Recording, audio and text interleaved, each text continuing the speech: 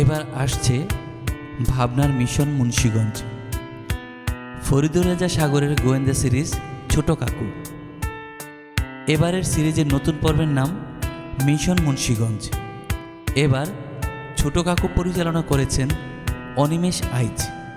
নির্মাতার নাম দিয়েছেন ছোট কাকু চ্যাপ্টার 2। এটিতে অভিনয় করেছেন আসনা হাবিব ভাবনা। ঈদের দ্বিতীয় দিন সন্ধ্যা 6:10 প্রচারিত হবে প্রথম পর্ব।